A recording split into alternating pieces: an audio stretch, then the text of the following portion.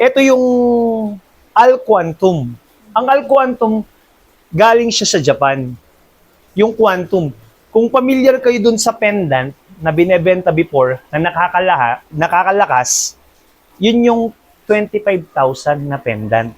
Ngayon, kung hindi ako nagkakamali, nasa 18,500, ang pinaka-lowest is 12,500. Dati. Ngayon, ang kagandahan dito, nandito na.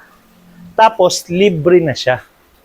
Dito, itong kagandahan, kesa sa bumili ka ng mga ibang tumbler, at least ito, safe. Ang kagandahan dito, healthy ka. Kasi, ito po ay kino-convert niya yung ordinary water ng alkaline. Alam naman natin yung alkaline, gamot ito kapag may acidic ka. Nag-neutralize ng acid. Actually, hindi siya gamot eh. Bali, gamot na rin siya kasi nakakatulong siya. Ang ano po nito is nakaka-cure siya ng cancer. Imbis magka-cancer ka, hindi niya po dinudulot. Kasi po, ang cancer kasi po, kapag acidic ka, doon nabubuo yung bukol-bukol, yung cancerous. Kapag hindi nagsisirculate maganda yung dugo mo. Yun po yun. Ngayon, yun yung alkaline. Ngayon, ang kagandahan po dito, dahil quantum na siya, alkaline pa siya, meron akong ititest dito, ipapakita ko po sa inyo. Yan, ipapakita ko sa inyo. Meron akong tubig dito. Bakit tubig? 'Di ba? Bakit po tubig? Kasi ang tubig po, para kaalaman na rin, yan. Ang tubig po, bakit tubig? Kasi ang katawan natin, 70% of water. 'Di ba?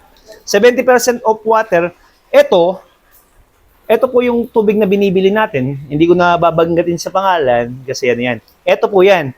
Kumbaga, tubig, ilalagay ko siya dito. Yan, tubig. Kumbaga, ito yung katawan mo. Ito yung nakalagay siyempre, sa loob ng katawan mo. Yan. Siyempre, maglalagay din ako dito. Lalagay ko dito. Tapos, ilalagay natin sa Alquantum. Okay? Para medyo ano siya. Pag naglagay kayo, ganito lang siya. Yan. Ilalagay nyo. Ito, puno to pag naglagay kayo. Kumbaga, nagde-demo lang tayo. Ngayon, pag nilagay mo yan, Alquantum, yung tubig, ordinaryong tubig, yan. Nilalagay yan.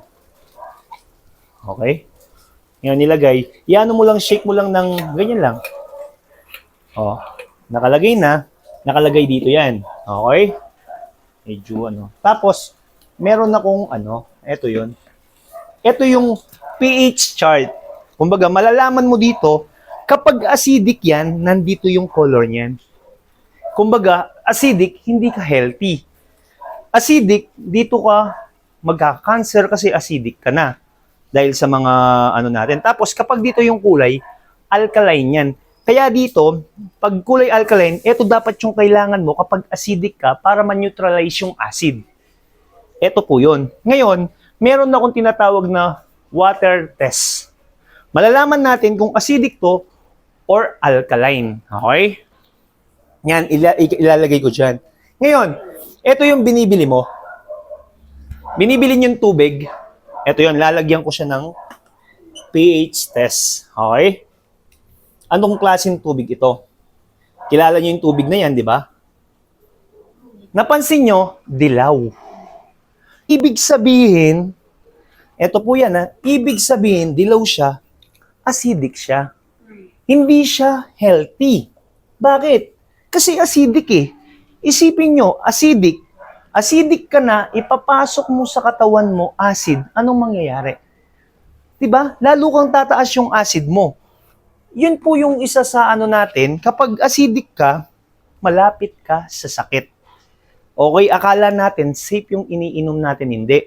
Once po na-process ang tubig, lalo na ilang stage yan, 30 stage, 28 stage, once na na-process yung tubig, pinapatay po yung minerals na kailangan natin.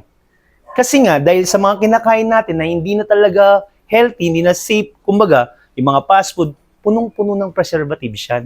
Kaya naiipon sa katawan natin, kaya tayo nagkakasakit. Okay? Ngayon, eto, tubig, di ba? Ngayon, eto po yan. Ngayon, ilalagay ko yung tubig dito, na nilagay ko po rito, di ba? Ngayon, same tubig po yan. Okay? Ngayon, ilalagay ko siya. Okay? Ngayon, ito yung galing dito. Ang kagandahan dito, handy siya, di ba? Yan. Nilagay ko siya dito. Hop. Yan, ipapakita ko sa inyo nung nilagay ko siya sa Alquantum, ano ang kulay niya. Okay? Same water, same ang pinagkuhanan. Ano kaya? Anong kulay po? Kulay blue. Ibig sabihin, healthy water siya. Nakita nyo? Acidic, na-convert lang dito, na-convert niya yung tubig. Kumbaga yan po yun. Kumbaga, ito yung kailangan ng katawan natin. Hindi natin kailangan ng tubig lang. Mali yung sinasabing, 8 glasses, tama yun. Pero depende po sa tubig. Kaya ka nahihilot kulang ka sa tubig. Kasi ito yan, ang brain natin is 80% of water. 20% ng utak. Once na na-drain yan, dun ka na mahihilo kasi nagkukulangan ka ng tubig. Kaya dapat, lagi po kayong umiinom ng tubig, pero hindi basta-basta tubig. Ang kailangan natin, alkaline. Yun po kasi nangyayari. Dahil sa sobrang katalinuhan ng tao, sa sobrang kalinisan, ang nangyayari, sakit na po yung dulot. 'Di ba? Pinipilter mo ng maayos. Ang nangyayari, nawawala naman ng minerals. Ito yung kagandahan dito. Once na ito yung iniinom mo, kaya lagi tayong malakas. Tignan nyo sa province, bakit malalakas yung matatanda? Kasi yung tubig nila, minerals. Dito, bakit nanghihina? Kasi yung tubig natin, acid. Acidic eh. Ito yung kailangan natin. Hindi nyo kailangan ng... Kaya dapat, ito yan eh. Saan nag-uumpisa yung sakit? Pumunta ka sa mga doktor. Niresetahan ka. Ito yung sakit mo. Balik ka after 7 days. Pag hindi tumalab yung gamot, dadagdagan na naman ng additional na gamot kasi hindi na kaya yung ano. Pero isipin nyo, yung isang gamot, buo yan. Meron yung preservatives, chemical, na nagagamot nga yung sakit ng ulo mo, pero tinitira yung kidney mo. Tinitira po yung kidney mo. Kapag marumi na yung kidney mo, hindi masyadong dumadaloy yung dugo. Lumalapot, ibig sabihin, hindi nagsisirculate ng maayos. Nagiging acidic tayo, pumapasok lahat ng sakit. Kaya kailangan maging healthy conscious tayo. Itong kailangan lang natin. Alquantum. Alam niyo ba kung ano tong Alquantum na to? Hindi basta-basta ito. Ayan. Kung ito sa tubig, napakaganda niyan. Napakaganyan. Once na hawak mo to, makapangyarihan po ito. Ngayon, dito ka.